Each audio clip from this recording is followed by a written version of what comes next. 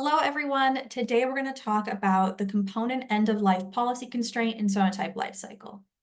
So when a software component is marked as end-of-life, or EOL, it means that the developer or vendor or project maintainer has stopped providing support, updates, or patches for that component. And there are risks to using end-of-life components in your software, like your application becomes more vulnerable to security threats, it's more likely to break, you're not going to get the support from project maintainers to resolve issues that you need. So if you keep using these end-of-life components, there's going to be an internal maintenance cost to fix these bugs as they come up. So I'm going to show you how you can mitigate against end-of-life components in your software.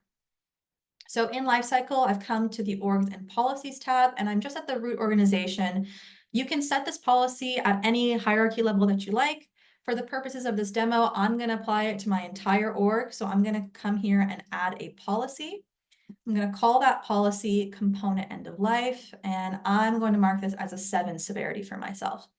Now, as always, when you make a policy in Lifecycle, it's very configurable to whatever you need. You can give it legacy status. You can adjust it to different stages of your software development. You can set it to trigger notifications to specific people whenever that policy is triggered.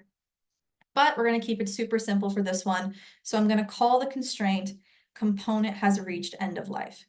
And all I need to do here is go down, select end of life, and then I just need to make sure that it says end of life is true. So I'm going to now create that policy. It was a success.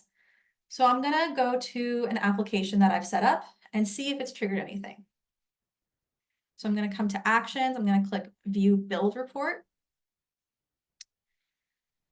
So I see I have 7 violations here. I'm going to reevaluate this report. It's now triggered 2 additional violations. So we can see there are 2 component end-of-life violations here. I can click into it. I can learn more about it. And at this stage, really what you can do is have visibility into that, and you can start working on removing any end-of-life components from your applications. So this is how you create an end-of-life policy in Lifecycle.